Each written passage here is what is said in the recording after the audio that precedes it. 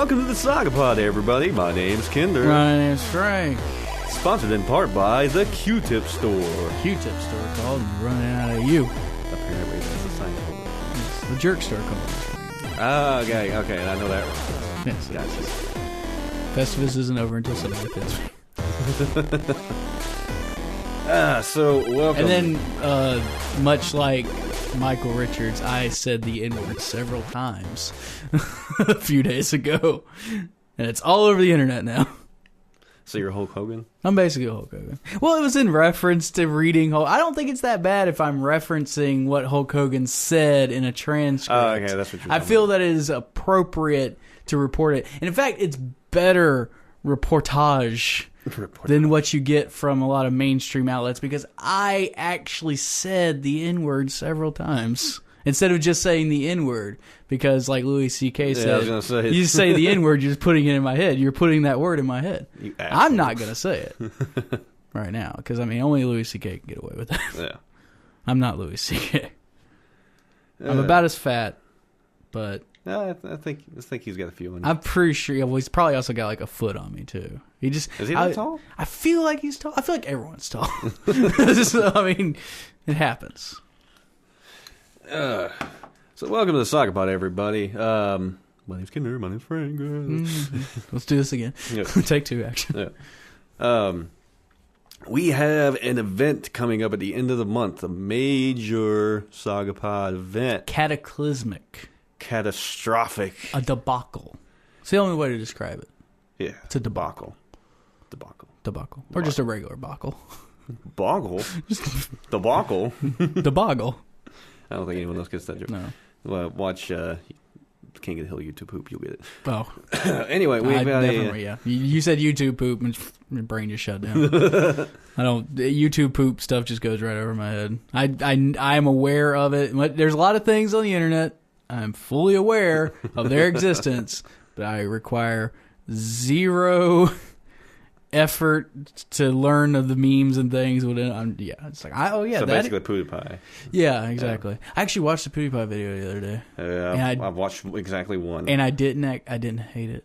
You didn't hate it? No. Immediately? Because it was the Five Nights at Freddy's 4 video, and the whole thing was how he was like, this game kind of sucks. He wasn't doing his normal, stupid bullshit. He was just the whole time, he was just like, yep, this is a Five Nights at Freddy's game. And I feel like, he made a blog post about it saying like, oh, people need to, people are mad at me because I wasn't scared by Five Nights at Freddy's, and some people would rather me fake being scared. Comments were actually saying like, at least you could have faked it, and like, and I feel like it's literally ethics in YouTube video. In YouTube Let's Play videos. Like, it's the stupidest thing ever when it's like PewDiePie has to go out there and be this bastion of ethical Let's Plays and be like, no, I am not going to fake my reactions for Five Nights at Freddy's 4. He is the biggest. Yeah, he's the biggest YouTube in general, Oh, yeah. Not even he like did set the record. The biggest gaming, just the biggest in general. Like, he's beat Fred. All things, like, you would think the Thriller video would beat him. Like, well, I mean, Psy is the most watched. Like, Gangnam Style is the most watched video, yeah. But Damien put like 20,000 towards that number. But like, he's the most subscribed to, I should say. Like, he is the most YouTube channel. The embodiment of YouTube. That's it. Going to Vimeo. Yep. That's it. It's the only way. We're going to Vimeo. We're going to be streaming on Hitbox. No, we're not going to be streaming on Hitbox. Nobody's going to be streaming. Speaking of which, we got off track. We have a major event coming up. Actually, a debacle. Yeah. A debacle. Debacle. YouTube poop?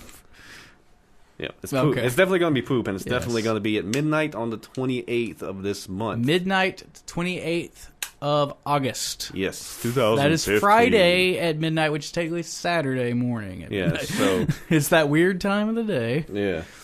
So, tune in at like... That's Eastern time. Yeah, tune in at like 11:30 on the 28th, and you'll get it. Yeah. 11:30, starting at 12. We're going to do a little bit of like getting prepared, having everybody come in and actually start watching it at 12:30. We'll actually start Metal Gear Solid 1, and we'll release the full schedule on the website, or on the website and on the Facebook page and wherever, Twitter, whatever. That'll give you an idea of what we're going for here. It's essentially about 8 hours per game, I guess. Something would be the best way to describe it. Because, I mean, we still haven't actually said what we're doing. We're doing a 48 hour. Make sure we put some effects on that. Yeah. Metal Gear Solid stream. That's starting with Metal Gear Solid 1. Solid 1, not Metal Gear 1 or 2. Metal Gear Solid 1. Then we're going to Metal Gear Solid 2. That's Sons of Liberty. And then we're going to Metal Gear Solid 3. That's Snake Eater. Technically, we'll be playing the Subsistence version, though. Yes. Then we're going to Metal Gear Solid 4. Guns of the Patriots. And then we're Metal Gear 5. Solid 5. Ground Zeroes. I actually like that game a lot. I like it a lot. It's a great game. It's fun. We're going to put about maybe 2 hours, which we don't really need because but that leads to a lot of fucking around and doing nothing for that game. Which by that point will be like 44 hours in. 46 hours into the live stream. So pretty sure we'll just be, I died again. Like the way that it's set up is about, give or take, 8 hours a game, with the exception of 4 because it's so fucking long. That's going to be split into 2 parts. Yeah. So we can take a break. Plus, it's going to be towards the end. We're going to try to get as much of it in as we can. Now, we know everybody's thinking, what about Peace Walker? Fuck Peace Walker. Just read the synopsis, man. I read the synopsis. It's a good story and all. I mean, pretty good. But the gameplay is just not there for me. I mean, it feels like a Metal Gear Solid game, but like... It doesn't play like one? Yeah, I mean, it's not even like a limitation of what it was on PSP. Yeah, if we were playing it on PSP, I could totally see it. I would play the shit out of that on PSP. I think it's just weird stuff in that. Like, I like my overly long. I love my overly long Metal Gear Solid cutscenes, but I want my overly long Metal Gear Solid cutscenes to be cutscenes, not comic book panels. Yeah, that bugged me too. Because the game can't actually hold these long cutscenes. You know, like if you're going to make them 40 minutes long, like you already do. Now I gotta watch a 40-minute long motion comic. Yeah. No. I just want to... Am I playing Aquaman? Exactly. It's Aquaman. Battle for Atlantis. You guys are going to hate yourselves after this. Yes. Oh, yeah. We're gonna hate ourselves before it's over. Yes. Probably about 10 hours in. Game when it comes out. That's entirely possible. Yeah. We could actually completely turn heel on Metal Gear Solid by the end of this. And just fuck Metal Gear Solid. We already say fuck Metal Gear Solid and fuck Kojima anyway. Because Kojima, ironically. I don't know if ironically at this point. I've got a fucking Kojima mouse pad that says that was perfect. It's a love-hate relationship. It's more close to like a sadomasochistic relationship. But I want to watch Phantom Pain. And that's what you'll be doing because it's going to be a movie. and I would love that, but if you don't play it, I can't watch it. Oh, he'll play it. I'll play it. You're not going to want to play it. You're going to hate it. As I've already stated to him earlier before we recorded, I'm going dark on it because while we're doing the live stream over the weekend, I can only get Monday off. I can't get Tuesday off when the game actually comes out. So I have to go to work knowing that all my friends are playing the game and fully aware and watching it. So I have to go dark. Like, no Facebook, no Twitter, nobody fucking text me, nobody Facebook message me, nothing. Like, I am going to literally put my phone in airplane mode and just listen to the podcast from 3 years ago so nothing gets spoiled. I will be just a bubble around me. I'm going to call you and tell you everything. I'm going to block every call. I will block you. I'll come to work and No, I'm going to text you because you'll be like, why is Laura texting me? It just says, no! It just says, hey, and I'm like, hey, okay. And I go to it, and by the time I open it, there's the other text that says, Ishmael is ... Yeah, exactly. It's like, Solid is confirmed. Oh, fuck! It's not liquid. It's actually Raiden. Turns out you're playing as Raiden the whole game. What the fuck? David Hayter is the voice of Big Boss. I don't want to know any of it. I'm going to go dark. And then when I get off of work, I will sit down and I will play it. Loud. Yes, I do. I will sit down and I will play it, and I will enjoy it. Hate it. Hate it, probably. I'll probably hate it. I don't know. Fucking watching those fucking 30-minute long gameplay trailers that they put out. I'm just like, no, this is the most game. It has the most game in it. Yeah. Like that's what a lot of people are saying. Is like this has the least cutscenes of any. It's like the least. I'm out. It's like the least Metal Gear Solid game, but I also feel like it's the most Metal Gear Solid. Yeah. I think it's like the game Kojima wanted to make, and I feel like that's the reason why he and Konami kind of parted ways, because he's like, I have made the game that I've wanted to make my entire life. This is the epitome of Metal Gear Solid. Fuck you. Fuck you. I'm out, you know? Like that's what I think happened. But I bet you it was more like, Kojima, hey, can you make us a pachinko machine for Metal Gear Solid? No. Okay, you're fired. Speaking of Konami. Ah, yes. I don't know what that was. Yeah. Wife fell down the stairs. Yeah, speaking of Konami, there's some shit. Apparently, just fucking like terrible working conditions there, just being treated awfully. Yeah, I'm gonna bring up the IGN article that I first I believe that's the heard same one about I it read. in. Yeah, this is the headline reads once it pops up. My sweater. Alright, new article about Konami suggests grim situation at company. Employee morale at all-time low. This sounds like a TNA article. I know, right? An article in the Japanese financial newspaper Nikkei paints a grim picture of the situation at Konami, suggesting employee morale is at an all-time low. The article itself is in Japanese and behind a paywall, but freelance localizer Thomas James has translated the salient information into a summary that is unlikely to prove happy readings for fans of the company. The article claims that Konami spent more than $80 million in development of Metal Gear Solid 5, which that's not that in the grand scheme of things for video game development.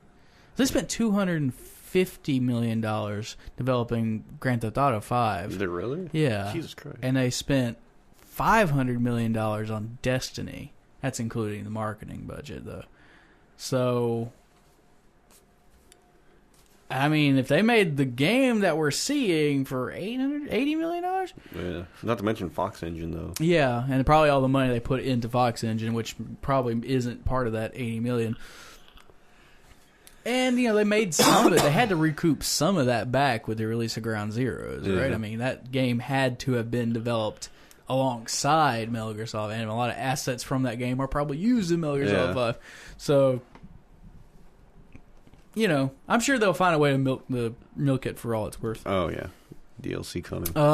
While it's unclear whether the ballooning budget was a factor in the highly publicized fallout between the series creator Hideo Kojima and Konami, CEO of the Tokyo-based game industry consultancy Serkan Toto has claimed Kojima's fall from grace occurred because Metal Gear Solid 5 was delayed. Was it delayed? It was. I don't remember the exact details around because they never actually announced a release date. There was never a confirmed release date, but it was supposed to. The rumor was it was originally supposed to release, I believe, at the beginning or Christmas season, or the end of 2014, kind of thing. Yeah. Well, I remember hearing when Ground Zeroes came out, everybody was like, "Oh, it's not coming out to the end of 2015," and that was the beginning of 2014. So we're like, "Oh, fuck! Yeah. Really? We gotta wait a whole year and a half before we get this game?" You know. So yeah, I guess. Delay, okay, whatever. Yeah. If nothing else, though, it's built hype. It's built so much hype. Yeah, I mean, that game being out, Ground Zeroes being out, was a good way for them to make money, you know, because it's basically just a tanker mission. Yeah. Like, that would have been a free demo back in the PS2 days. Yeah. Now it's, you know, what we have is a fucking $40 paid demo. But it's still fun. Was it $40? It was if you bought the disc version. It was $30 digital, and then it was $30 on the old consoles, but $40 on the new. I think that's how it worked. It's fucking weird. We got it free just here recently. Yeah, the PS4 had it free last month, so, you know. Plus, I already own it on PC. So. I own 360 PC. I mean, you can Xbox get it on One. Steam sales now at this point for $5, which is the perfect price for it. Yeah. If you're gonna fucking pay money for Ground Zeroes, you pay $5 for it. To be perfectly honest, I would have paid $200 because this Metal Gear At Solid. that point, I mean, it's a pretty game. We see what we're getting out of it. You know, we look and see the footage from 5, from Phantom Pain, and there's so much shit going into it. But the piece also alleges that problems at Konami extend far further than just those being seen by the public thanks to Kojima's visibility. Issues apparently started back in 2010 following the success of mobile game Dragon Collection. As an audible eye roll, was then the company's. It was then that the company started to see low-cost, high-profit titles as a desirable area for focus, especially when contrasted with expensive console games. Can I please get every single CEO of every single major game developer into one room and just fucking look them in the fucking eye and say, you will not find success in the fucking mobile industry. Look at the top-rated games from on every mobile platform. It's not from fucking EA. It's not from Ubisoft. It's not from Activision. It's not from fucking Konami or Capcom. It's from fucking Zynga or GameLoft or Glue or PopCap or some fucking unknown nobody that some fucking North Korean that fucking just made a game for $3. I mean, come on, fucking Flappy Bird. Yeah, literally an Asian. And you're gonna make basement. the game and you're gonna put it out and then you're gonna fucking put all this shitty free to play stuff and you're gonna kill your customer morale and everything because nobody's gonna want to fucking play your games anymore because you're gonna stuff it full of free to play mechanics, which they already have. Microtransactions in Metal Gear Solid 5, which I forgot about being part of it. Which I'm sure that wasn't Kojima's doing. I'm sure it wasn't. I'm sure that was part of the Konami business structure. I'm sure any reasonable game developer would love to just make a game, but nowadays financial structure, the economy of video games does not allow for that. It just doesn't allow for a company to not fucking stuff microtransactions in every corner.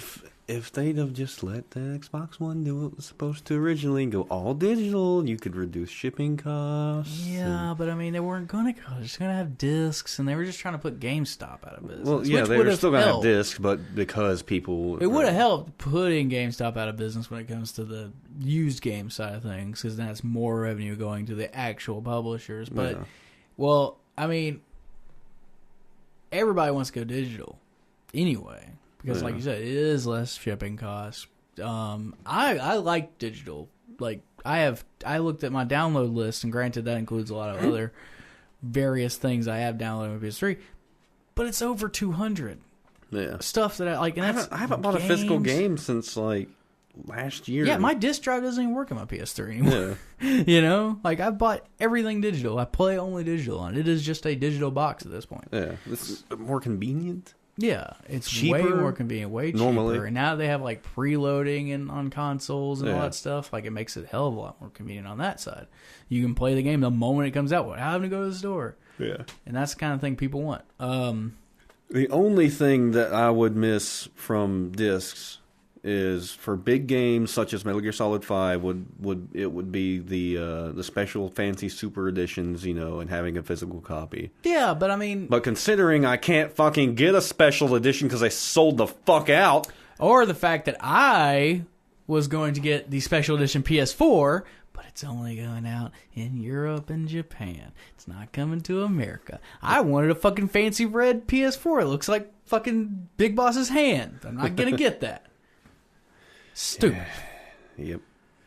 I mean, there's been a lot of, like, I want the big fancy one too. They keep selling out the moment they put it out there, and I bet you the GameStops all across the country are gonna have like 4 or 5 sitting around by the time the game launches and it's been out for a while. Yeah. Like I bet you they're gonna have a few still sitting around. But they're not going to be releasing them right now. They're holding back supply and everything. So stupid. Going back to the article, with this in mind, it shouldn't surprise anyone to hear development on titles in the Love Plus and Suikoden franchises have been halted. Oh, it doesn't surprise me at all because Suikoden's a terrible game. Yeah, sorry about that, RPG fans. Have been halted with the creators of the company former having left the company. Culture of the company is explored with cameras apparently placed in corridors to monitor employee movements. This is the fucked up part. Apparently, Konami is a fucking police state. Yeah. Corridors to monitor employee movements, while time cards are used to monitor how long everyone is taking for lunch, with those deemed to be taking too long being named and shamed throughout the company. Now, time cards, I completely understand that side of things. Like for lunch, that's just good business practice in my opinion. But in publicly naming and shaming those people who are late is like way beyond. What the fuck is this? Like, we're going to have to call out Yoshi for being 3 hours late. Yoshi. What's the thing called in the middle of the street where you like have the arm holes and the head hole and they throw fruit at you? Yeah, it's a stocks. Stocks, yeah. They're putting the fucking people in the stocks. Just throwing tomatoes at them.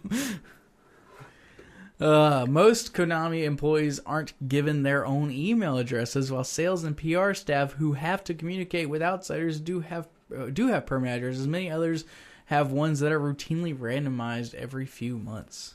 First of all, what the fuck is that supposed to be? Second of all, how does a company function without almost every employee having an email address? Yeah, a company email address. An internal email server. I had a fucking internal email thing with fucking Starbucks when I worked there.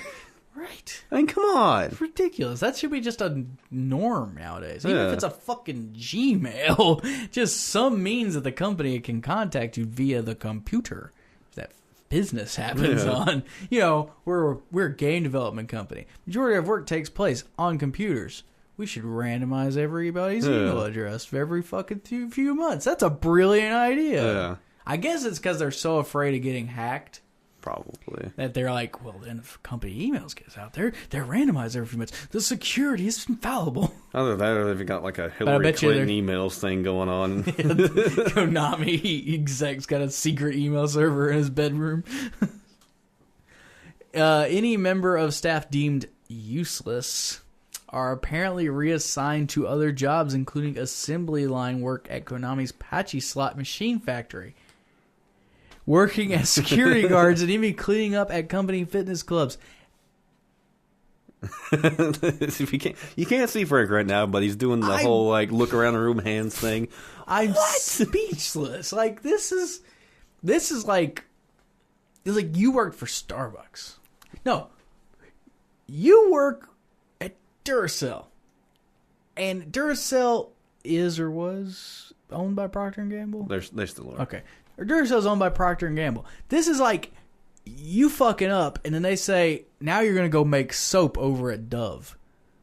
Yeah. Like, this is like, you know? Or you're going to be fucking mopping the floors in Texas now. Like, what is that? What is that? Just because you own these fitness clubs and these casinos and shit, you're like, you're no longer developing video games. You're mopping floors in our gym. They do shuffle people around like that in upper management. In upper management, but but that's a very Japanese thing to do. You don't fire a guy. Yeah. You stick him in a shitty job until he just quits or kills himself. Like that's a very Japanese thing to do. That's an Apple thing to do. It's a Foxconn factory. They only make Apple products. Okay. Those affected allegedly include more than just junior staff, with senior producers hit in some instances.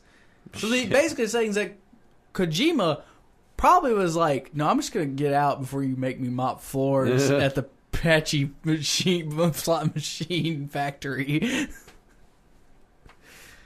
Oh my God! This is supported by a 2013 interview by Asahi News, in which a former Konami employee was shunted from game development to working in a Pachi-Slot factory, causing him severe depression. Nah, you think? In another instance, one employee announced on Facebook he was leaving the company for a new job. The post was then monitored by senior company officials, with any other employee who liked that status reshuffled within the organization. What?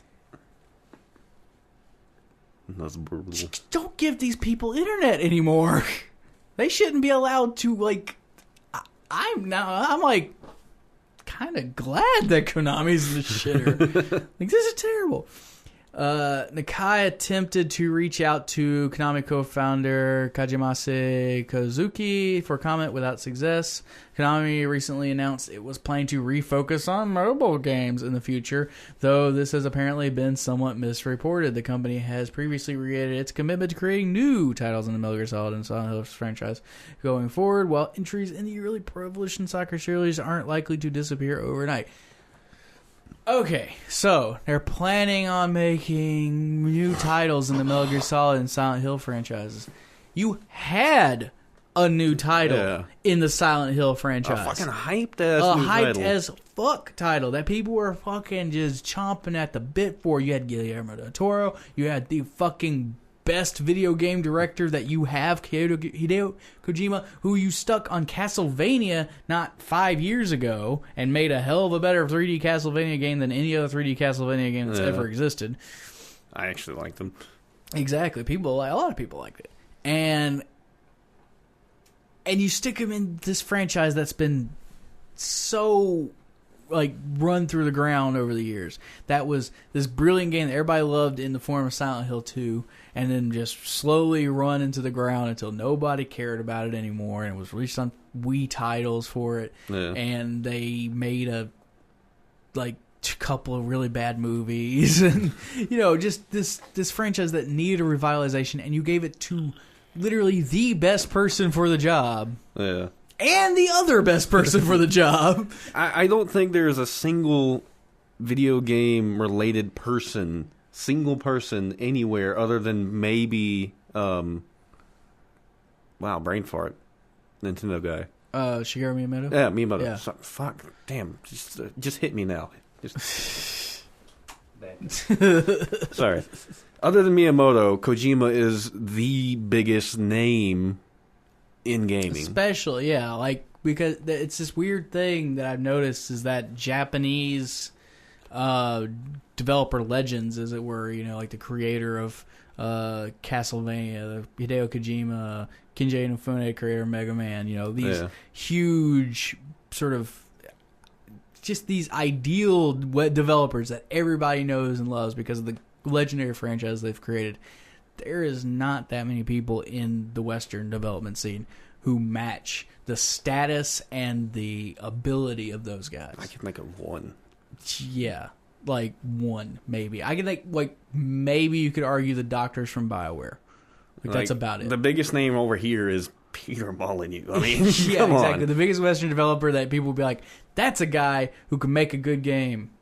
It's Peter Molyneux. And even then, it's like, maybe he can make a good game. Probably could if he tried. If he believed in himself a little more. If he just stopped telling lies. Tell me lies, tell me we have an episode for that. Lies. We do. I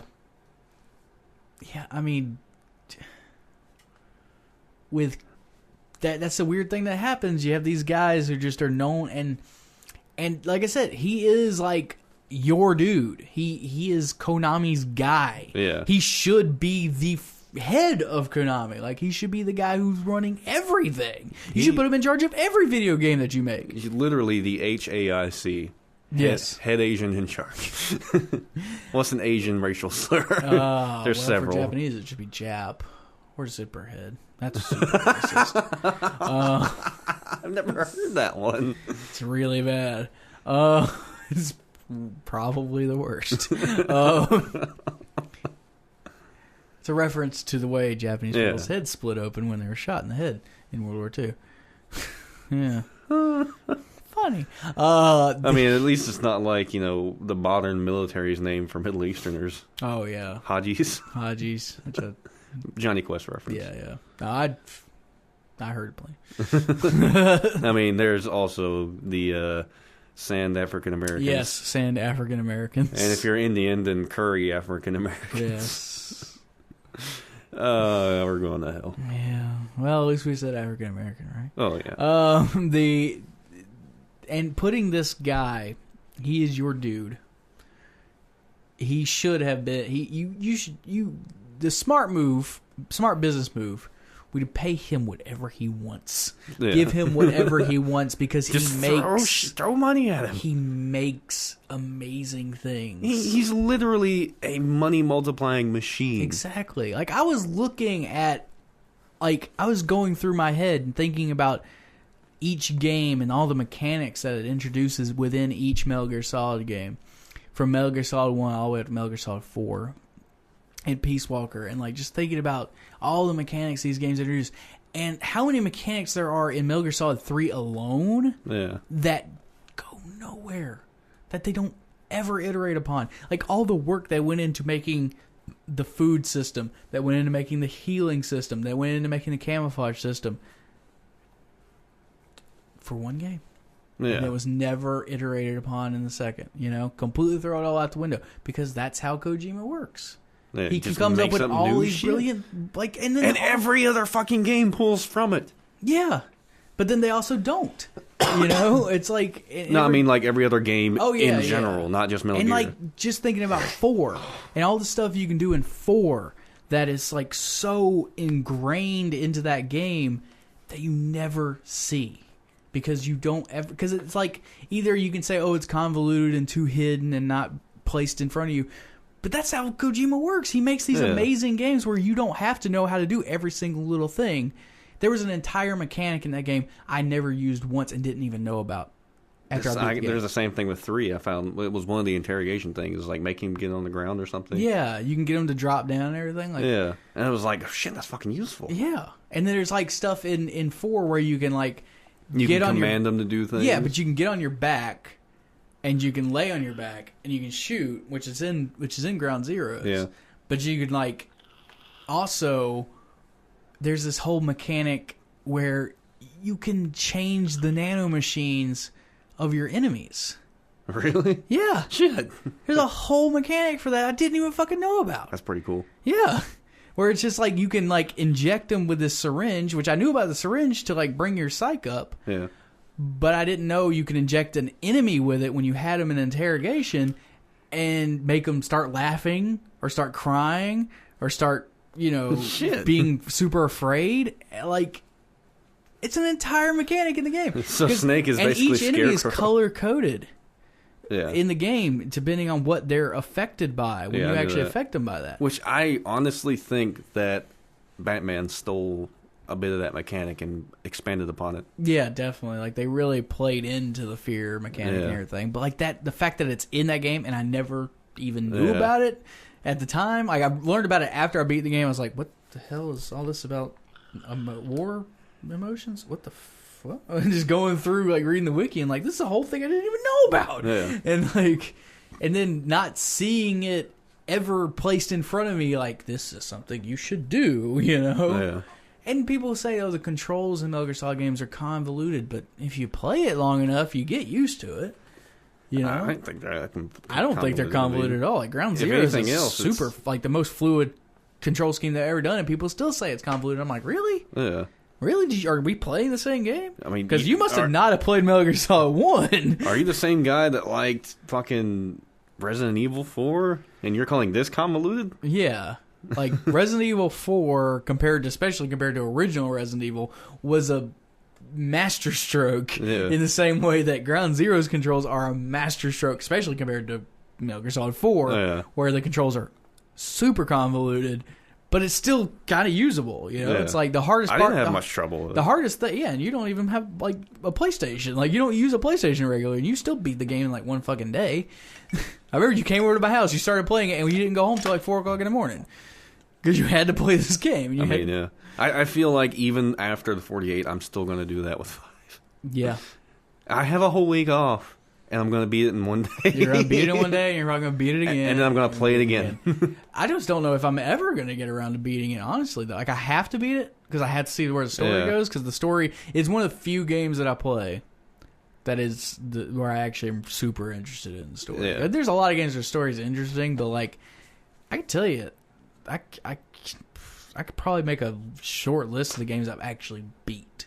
Yeah. Like, every game I start playing, I'm like, yeah, this is great, it's a fun game, great game, awesome game. don't ever get around to beating it because life just gets in the way. Metal Gear Solid is one of the few games that compels me, no matter what happens, to finish it and figure out what's going on, you know? I mean, that's a beautiful thing. I mean, when we were kids, you know, you had to beat every game you owned. Yeah, because you're not going to know when you're going to get another one. And at that point, you know, you couldn't buy your own games. You never knew when you were going to get them. You had like 5 games. Yeah. I played fucking Bloodlines forever. The last, like, I bought KOTOR. Yeah. And didn't like it the first time I played it. I was like, oh, it's not the game I thought it was going to be, you know? Yeah. But it was back then, you know, where you were, you know, it was like just getting into high school basically, and like, I don't know, I can't go out and I don't have a job, I don't have much money, my parents are poor, I get to beg and scratch and claw to earn this money to get the games, and so it's like, and I don't have anything to play. I was like, I guess I'll play KOTOR, and I beat it. Yeah, because it's all I had, and that's how I got into Morrowind. I think I told that story where my granddad actually got it, and I looked at the game and was like, "Fuck this!" I got Dark Alliance at the same time, threw that into the side, played Dark Alliance. I think I finally beat it after 400 something hours of gameplay. I finally actually beat the main quest, and I was sorely disappointed because I was like, "Oh well, there's another quest done." I just think like with open world games, especially, just doing it, and that converges with what I think is going to be the issue with me in Metal Gear Solid 5 is how open it is. Yeah. You know, it's like when he's saying, like, he was on Twitter, he was talking about like, you do the main mission, it's kind of like a TV show, and it was very TV show like in what they showed in the gameplay trailer. Like, it actually had like an episode title and said it's starring Big Boss and, you know, starring Kazuhira Miller and all that stuff. It's actually a sitcom. Yeah, exactly. You know, Too Many Cooks, Metal Gear Solid Edition. Fucking, he rescues Kaz and he says, "What took you so long?" Laugh track. Apparently, there is something very similar to that where he says. Where, like, he rescues Kaz and he says, you know, say it. Say what took you so, you know, kept you waiting, huh? Say it. And you're like, like, my brain is just, and I'm like,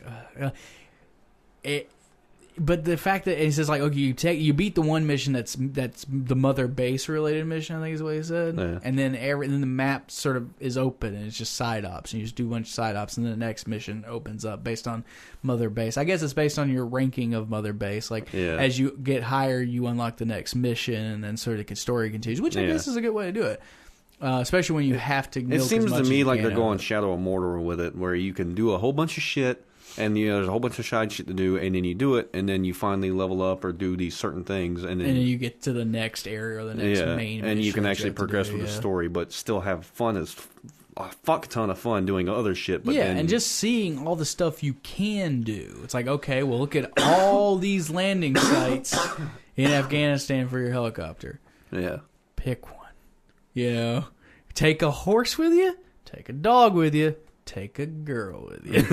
I was going to say, take quiet with you. Take quiet with you. Always take quiet. Always go with the little Japanese girl.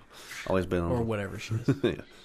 Everybody's Japanese. He is. I subscribe to this quiet as cheat. Nobody else believes. I'm sitting here like, dude, it's like, is the most Kojima thing that could possibly happen in this game. He did say you're going to feel real bad. You feel real bad about sexualizing her. Yeah. And it's like, I really hope it's not because SJWs, but then I really hope it is just because Kojima.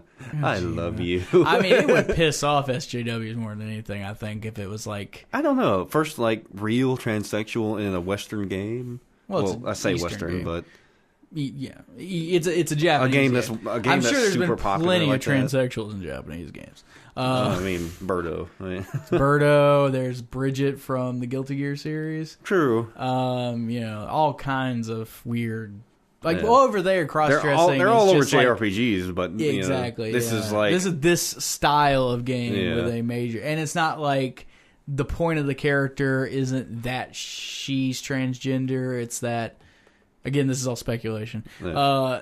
The point of the character isn't that she's transgender, because that seems like to be the big thing in Japanese games is like, she's actually a man. But more like, no, she's a really good sniper. She has her own backstory. Oh, by the way, she used to be a dude. But then here's all the actual more important stuff. That's kind of how it should be done, a more progressive actual way of looking at it, instead of being like, look at this transgendered person, you know, which They're is fabulous. yeah, which I feel is like what they, you know, what I guess. Yeah. It's like, it's this weird double think thing going on where it's like you want this, you know, it's like we want to celebrate the fact that this character is transgendered, but we also want the character to have more depth than being transgendered. Yeah. But we want to celebrate the fact that this character is transgendered, but we want that not to be the point of the character. You know, it's just, which. And he may go along like some weird rant about, you know, psychological damage from his shit with what happened with Paz. Yeah, which, again, like that may be why he's like... The way the theory puts it out... Basically, this is a boy with daddy issues. The way the theory puts it out is like super... Well, because the theory is just all speculation. Yeah. But I think that people looked way too much into speculation and were somehow getting mad at Kojima for something that he never actually did, which... It's all based on people speculating that because he saw Paz getting raped, he cut his own dick off, which is like a super, I don't know shit about how transgendered people work, so I'm just going to make up something. Like, I saw somebody get raped, cut my dick off. Like, that seems like very much something a 16-year-old kid on the internet thinks. Yeah. But there is Wasn't he forced to rape her? Yeah, like there's like a lot of weird shit that goes on there, but I don't think it's full on. I was forced to rape the girl that I considered my sister or whatever, and then I'm gonna cut my dick off. Yeah. You know, like I don't think it goes that far. I think it's more like he was always like that. He was always a little fey anyway. Like he wears a fucking ascot. Who fucking wears an ascot? Gay kids. Gay kids wear ascots. And Freddy from Scooby-Doo. And Freddy from Scooby-Doo. Oh, he's totally gay. I mean, he was reading Traps Weekly. He's bi. So, I mean, he's fucking Daphne, you know it. Well, I mean, yeah, but I mean, everybody's fucking Scooby though. You want to take a break? Yes. All right. We will be back.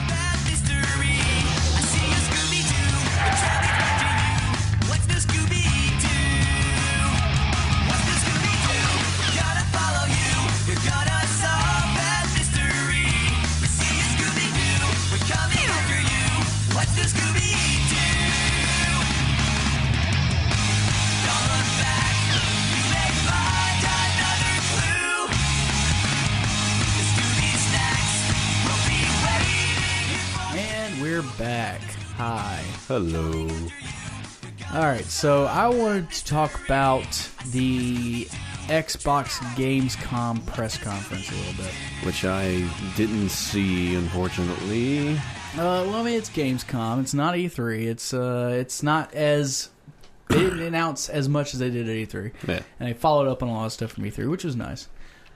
I think that they did a really good job of building up what they have planned that's more European focused, I guess, since Gamescom does take place in Europe. Yeah. So they announced like they did add more to their preview program, including Train Simulator for all those Europeans out there, and they also added Train Simulator and City Skylines, weirdly enough, coming to Xbox. Huh. They announced Halo Wars 2.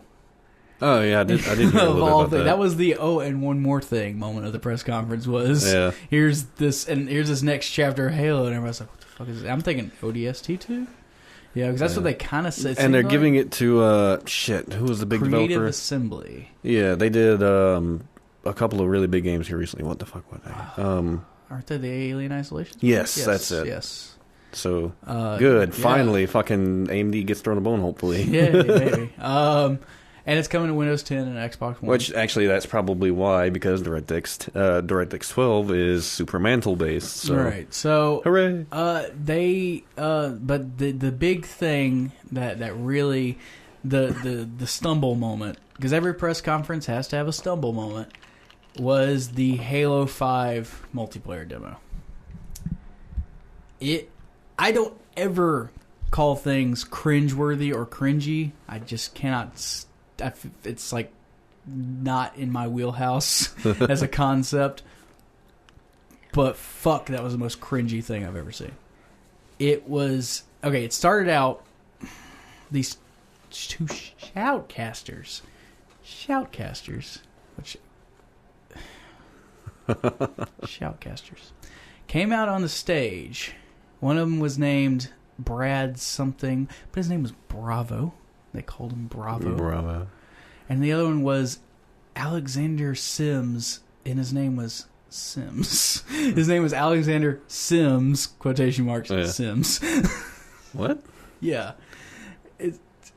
So, I guess he's just referred to as Sims, like I'm referred to as Kinder. Right, but it's like in quotation marks in between his name is his last name in quotation marks. Sims. And they come out and they're live commentating over a video package of these two esports teams with their stupid team names and their stupid gamer tag names. And then they live commentate over a video package of the multiplayer match. Not a live demo of the multiplayer, a video package of this multiplayer capture the flag match. And holy shit, the whole idea of it was just like, fucking esports is killing video games. Like they put in all of these, and like the game itself doesn't reflect it, like the esports side of things. Yeah. But it does in that like there's actually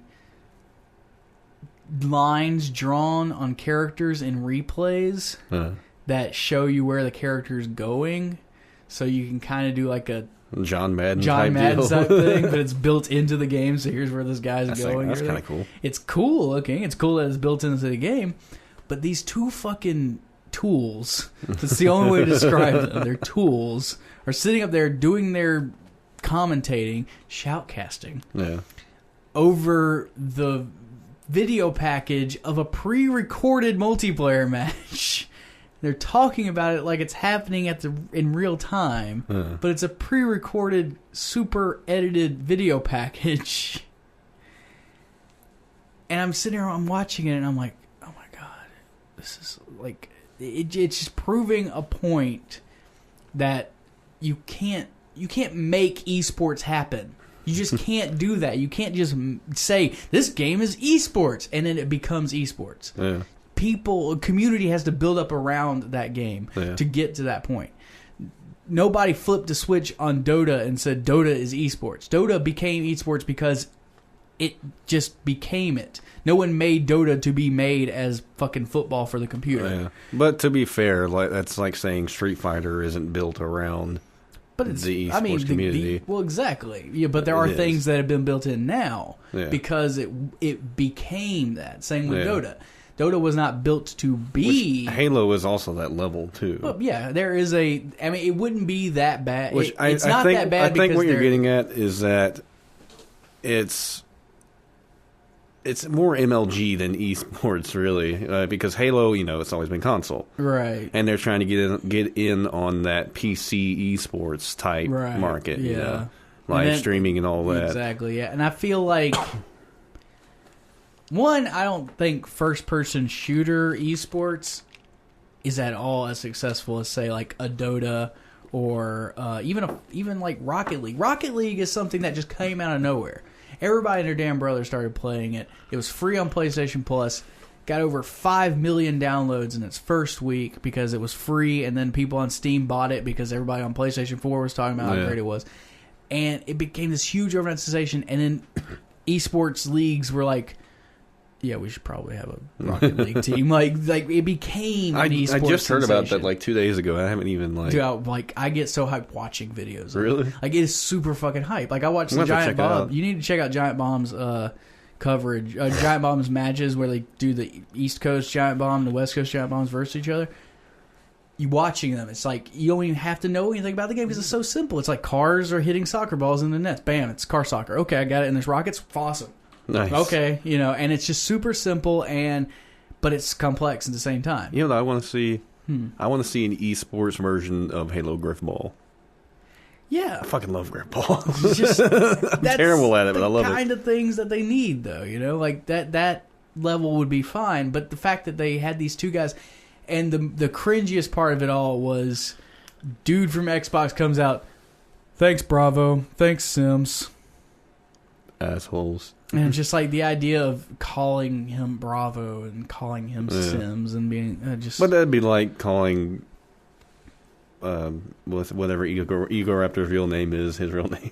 Yeah, well, it's calling Egoraptor. Aaron, that's it. It's Egoraptor coming out saying he's Egoraptor. Everybody knows he's Egoraptor. Yeah, nobody knows these assholes. Everybody knows this guy's Bravo. I don't know, but he's Bravo. And then like there are a lot of trying to make esports happen has been a problem in a lot of multiplayer video games. Evolve was a big part of that. Like they tried to have this big esports push, it's an esports game. They had a live demo of it when it happened. They sold it as an esports game and nobody fucking played it. Yeah. Because it's just not how it works. You make the game and then the community decides if it's worthy of being an esport or not. But by building those hooks into the game and by putting it out there as an esports game, you turn a lot of people off. Yeah. Because it just made me think, it's going to be way too fucking intense for somebody who just wants to hop in and play some Halo, because there's going to be everybody and their damn brothers going to be like, I'm an esports player. And I'm, it's the same reason why I don't play Dota 2. Because everybody and their damn brother is playing Dota. Same reason why I don't get into League of Legends, because everybody thinks they're fucking Pele of League of Legends, and they call you an asshole and get you banned because you don't know how to play the game, but you can never learn how to play the game because the assholes keep fucking with you while you're trying to learn how to play it. That's why I can't quit mine RuneScape. And that's a problem in a lot of games. Like I said last episode, call it Hearthstone syndrome. You leave the game for 2 days and the game's already fucking changed. The whole meta's changed up. That shit happened to me hardcore in RuneScape because I played it solid for like 3 weeks and I was loving it. And then I hit the point where, you hit the paywall. And it's just, I can't really progress very much further unless I get the paid version. And I was like 12. And I had no money. So I just played for a little longer, just trying to mine and shit. And then I come across this guy in town. He's a fucking scammer. Right. But I was new. I didn't know about, Right. This was like my first fucking MMO. BR? So, like... Blocks. So, this guy, like, swindles me and, like, 2 other people to go out in the wildy, and he's going to give us some shit, And I had nothing. Like, the best thing I had was, like, the level 2 scimitar. You have the red party hat? Because everybody wants the red party hat. I don't even think I had that. I didn't have jack. But, come on, I didn't have shit. And this guy, like, kills me and takes my shit, pretty much, and just, well, fuck. Yeah. So I quit. And then, like, 3 years later, I go back, and the entire fucking engine has changed and everything. It's just, like, everything all updated graphics. Is completely different, yeah. And at the time, I still had my the same shitty what pre-built. What worked then doesn't work now, yeah. I had the same shitty hardware, same shitty internet at the time, so, like, nothing worked. It was so fucking awful. You just trying to build a game and selling it as an esports game just doesn't work. Yeah. That's like the fucking college kids who tried to make Quidditch a thing. God. It's like it's not how it works. Quidditch is a broken game in the first place. You make the game, and then if people play it at a competitive level, then you can say it's an esports game. Yeah. Like happens with Street. The only reason why Street Fighter is able to do what it does and put in all the hooks and everything is because it has been accepted into this community as this esports game. Yeah. So everybody expects the next version to have those same hooks in it. But Arc Systems isn't putting those hooks into Guilty Gear. They don't put those same hooks into, Blaze Blue. They just make a fighting game. Yeah. And people play it competitively. The same thing happened with Skullgirls, which fucking Skullgirls at EVO. Make it happen. I want it. I'm sure people play it in the hotel rooms, but I don't think they ever go full competitive. God, that is such a fucking amazingly good fighting game. I really, really have a boner for Skullgirls. That's coming out? No, I haven't. Seth Killian and the Cannon brothers, who actually run EVO. They have a new fighting game. It's called Rising Thunder, I believe, and it's like a robot fighting game. That's cool. Oh, wait, I did hear a bit about that like forever ago. And the way it works is that there is they got rid of like executions, basically. Like you don't have to worry about actually inputting moves to do things. There's just a button, and that's your fireball. Yeah. There's a button, and that's your super, you know? So it's more about like the positioning, placing, and all that stuff, when to cancel, when to, forward, like all that stuff. Yeah. It's more about that aspect of it, which is the more important aspect of a fighting game than, because I can't fucking throw a fireball to save my life, like maybe 3 out of 4 times. But that one time that I fucked up and can't throw it right, that could be the time I die. I got my execution down on almost every one, but like knowing my combos and chaining them together, and then like I know how to cancel. But in fact, if it comes down to being one button, makes it a hell of a lot easier. Now I can think about the strategy a bit more. I like that idea. But how does that work? You take out like pokes and lights, and you take out a lot of shit. Yeah, I think it still has like, think about a standard controller. You have your 4 face buttons and you have your 4 top buttons. You can have different combinations of those, but as long as you don't actually have to input stick movements and everything into it. Like I think that's always my biggest problem with fighting games was using heavies instead of light. Like I really underestimated the value of lighter attacks and quick punches and shit. Yeah, like chaining those into the heavies, or just getting that first hit because it's all about damage. So I'm just gonna fireball you and then Shoryuken you, and then just like I'm just gonna throw special. These are high damage attacks. If I hit you, then it's gonna do damage. But then you're nickel and diming me with all these little small punches and small combos. Chip damage as much as you can, and and that's again, you can't just make an esports game. You just can't. I don't know where publishers, where developers got this idea that because League of Legends is so huge. That's a problem already. There's 1.5 billion MOBAs coming out because League of Legends and Dota 2 are the biggest games in the fucking world. Yeah. So because so many people are playing, everyone's like, we got to make a MOBA. And none of them work because people don't give a fuck about your MOBA.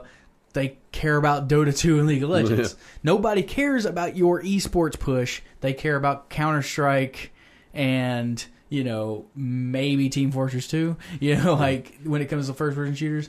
Like, that's what they care about in that area. It's not that bad because there is a history of a competitive side to Halo multiplayer. Yeah. Like, there is a history to it, so it's not that big of a deal.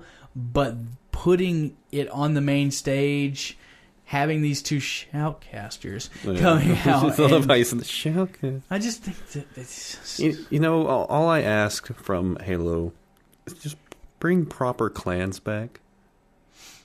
Not even like the MLG, like, we're a band of brothers clan. No. B.O.B. No. I liked clans because I liked having a bunch of dudes just to fuck around with.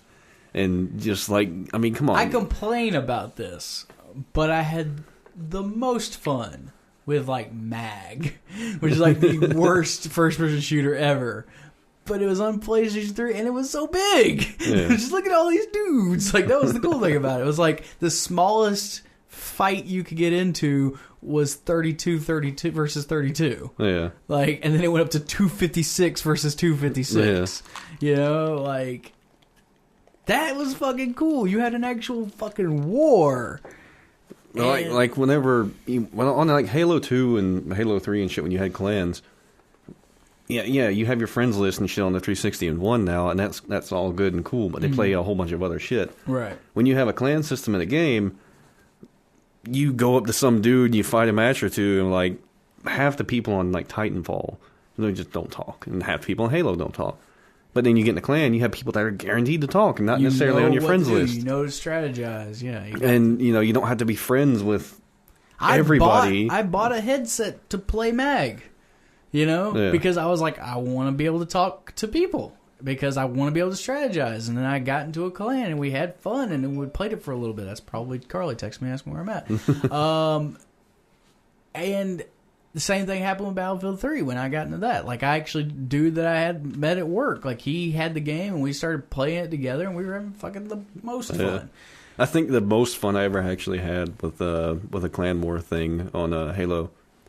This was when they took clans out, but I was in a quote clan, with a bunch of friends, and we had a quote clan war with this other one. We're just like basically doing a few matches, a couple of guys in that took it way too seriously, but we were just along for a ride, me and a couple of them. Yeah. And we had, it was a series of 5 games, and you know 3 out of 5 wins. And first round, we choose a game, they choose a game, we choose a game, and then you know it can be on maps or whatever. So what we did first round was, you know, we did a straight regular battle rifles match. You know, no frills, no nothing, and we decimated them. So they come back with this fucking. They come back with this fucking like shitty ass retarded like rocket launchers and swords match, and just like rockets on boxes. So and they like barely beat us, and then we chose another match, and it was slappers on. I forget what. I think we chose like swords, and we got barely beaten that one. And then they chose one more, and we pulled it out somehow, and it was another crazy fucking like it was on this weird ass map that's one of their team built. So we were like, but we somehow won that one. So we're like, all right, we gotta fucking win one, like for real. Yeah, this is the last chance. So we called up one of our buddies. His name was Sephiroth, but he was X underscore Sephiroth 420 XX. But he was like the most chill guy ever. Like he just didn't care, and he was way too good at the game. But he just didn't care about being so good. He was just, I'm really good at the game, but I'm sorry, I'm just really too good at this game right now. Yeah. Like I played SWAT with this guy, and he was complaining about not liking SWAT because it was too easy, and he had like, you know, it was out of 50 right. On a team of 4 people. He had like 37 kills or something like that, and like a death. Right. It was that kind of guy, and he was just the best when he was sniping. So we did a snipers match, and we got him on our team, and every one of us found a little corner and hid so they couldn't get kills. And we just let him go to town, and he just wrecked their shit. He died like 4 times because obviously, you know, you got like 6 snipers and shit. Yeah, you got a bunch of people looking but for he had so many targets, and he was so good. He just took their shit out. And we were all sitting there literally just laughing our dicks off. We weren't even watching the match. We were just listening to like, you know, gain the lead and like watching he killed so-and-so, just hearing the shots and then kills. I loved playing Halo 2 back in the day and like playing like Zanzibar and driving the fucking Warthog onto the windmill. God, that game has good maps. Fucking Coagulation or Blood Gulch and Zanzibar, Coliseum, fucking Lockout. I mean, come on, Lockout. What is the best swords map? The best. Me and Brad played that a little bit ago. Lockout, boxes. Yeah. I don't remember what the actual map is called. It's just boxes. I'm sad that it's not in the anniversary edition. They had boxes in there? I didn't think so. It was one of those map pack levels that came out after. It was supposed to have a bunch of DLC with it. Maybe. I don't know. That was like one of the first things I did because I didn't have internet or Xbox Live. Well, I had internet, but I didn't have Xbox Live. Yeah. And so I couldn't get the maps. But then they released the actual map pack. Yeah. That actually had the extra maps in there. The moment that came out, bought that thing, installed those maps. You know. Yeah, we can't do sword flying anymore with the Banshee, but you can play these new maps. Yeah. Oddly enough, when you play Anniversary Edition, like mechanics are like Halo 4 mechanics. A lot of them. Oh, really? Yeah, like the grenade throw is different, the sword mechanic is different. But then you play non-Anniversary Halo 2 on it, and it's fucking just Halo 2. It's just fucking that's Halo what 2. I want.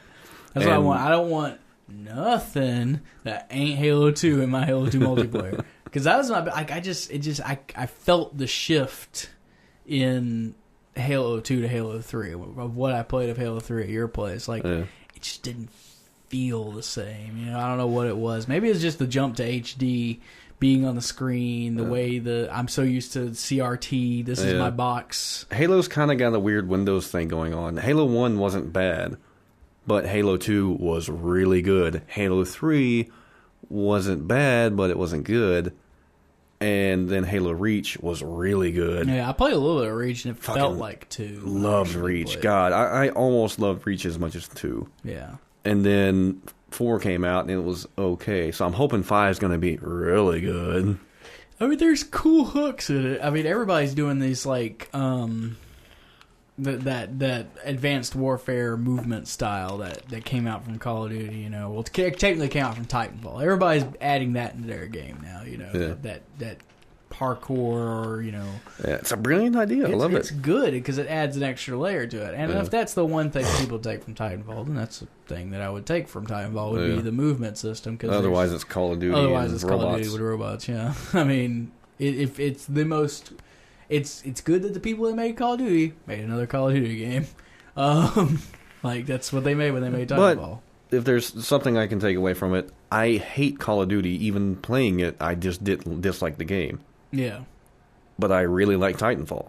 So there's something there other than just the Call of Duty-ness that's good there. I think it's like just it has.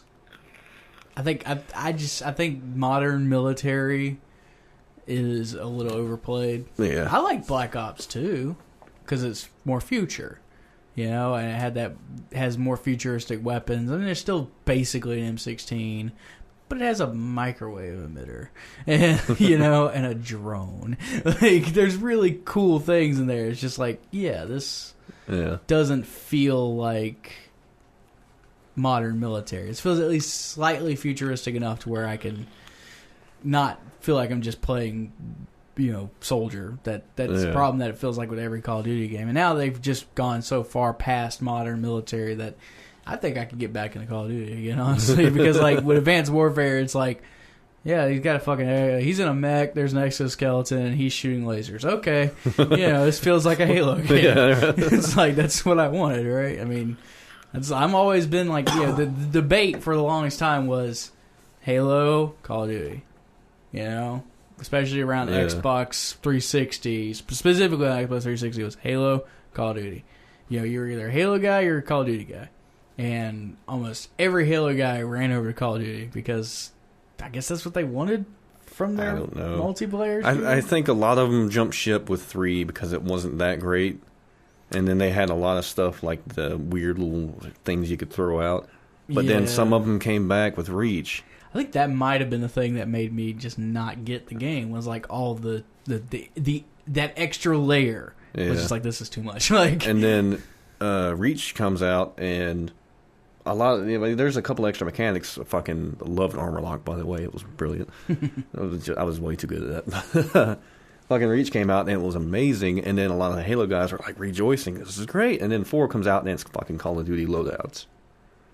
So yeah, but it's might as well play Call of Duty at this point. That's, you know, I think now that people are taking more from a lot more than just Call of Duty. Yeah. Like people, you know, Call of Duty took Titanfall's movement system. Yeah. You know, and now I'm assuming Titanfall is going to take something from somebody else. And Halo is taking stuff from Counter-Strike in a weird way now, you know, and taking stuff from their own legacy. And they're also taking that same movement system. Yeah. You know, and I feel like I just am dreading the point where it all feels like it's turned into one gray mush. Yeah, it's almost there. You know, where it's like just that they're...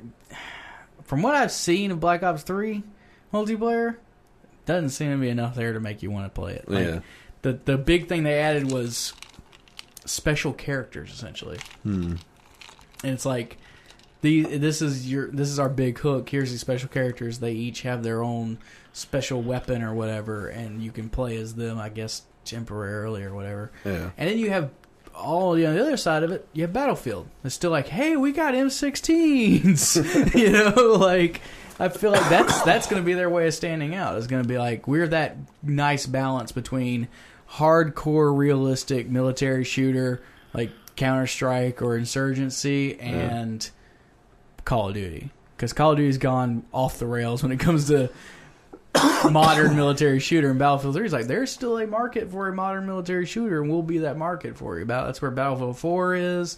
Hardline kind of took a swerve with their whole cops and robbers thing, which is bad timing. Yeah. Cops killing a bunch of people, bad timing. But you know, they're obviously going to swerve back to regular old modern military. They're not going to go too crazy with Battlefield 5. Battlefield 5 is going to be Battlefield. And then what's your fucking other side of Battlefield Battlefront. It's fucking Star Wars. Okay, that's already sold it. You know, like you don't have to put anything else in that game. Just make Battlefront again. I saw some gameplay from it in the gameplay demo that was in the GameStop. And it just looks like Battlefield. It's fucking Battlefield with snow. It looks like Battlefield with Star Wars, which I'm like Battlefield with snow and an AT-AT and a really short green. And apparently, there's things that I think I'm not going to like about it. Because they didn't go full on with like the flight system. Apparently, apparently it's not as like in depth as say like flying a jet in Battlefield 3. Yeah. So that not that I was ever good at flying a jet in Battlefield 3, but the idea that I can't fly an X-wing and not have it feel like an X-wing, apparently it's like super baby. Why has no one taken like the Panzer Dragoon Orta system and done that? Like. Well, like that's what I want. I want a shooter. you have a fantasy. You can get Crimson Dragon. I want a fantasy FPS where you can ride dragons.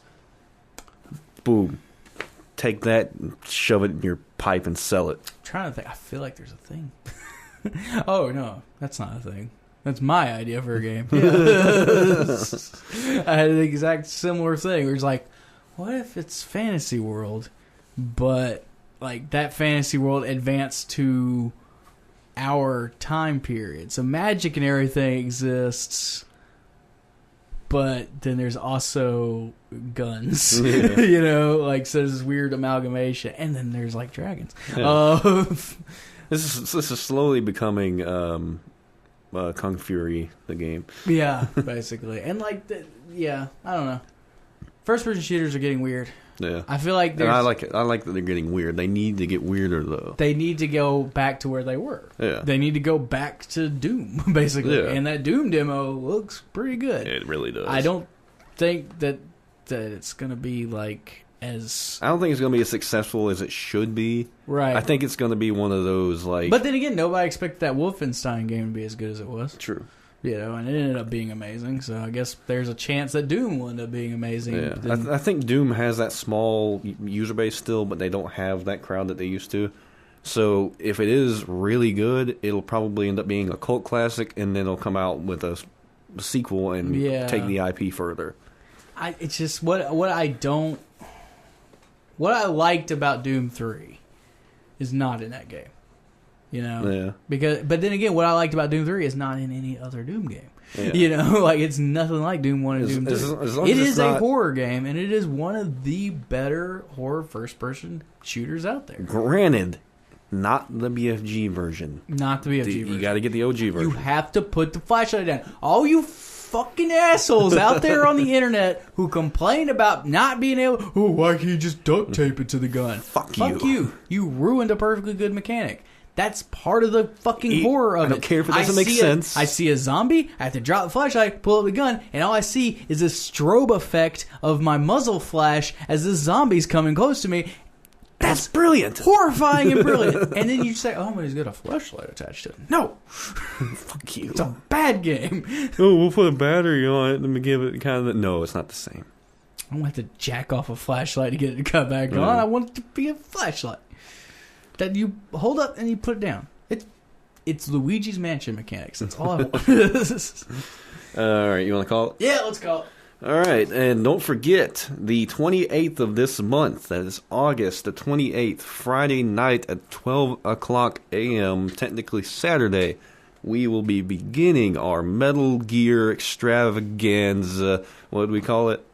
Debacle. It's hashtag Metal Gear SOGO. Hashtag Metal Gear SOGO. So yeah, follow it on Twitter. Follow us on Twitter at the SOGOpod. Go to our Facebook page at www.facebook.com/SOGOpod. And of course, our Twitch page at twitch.tv/SOGOpod. That's where we're going to be making all the magic.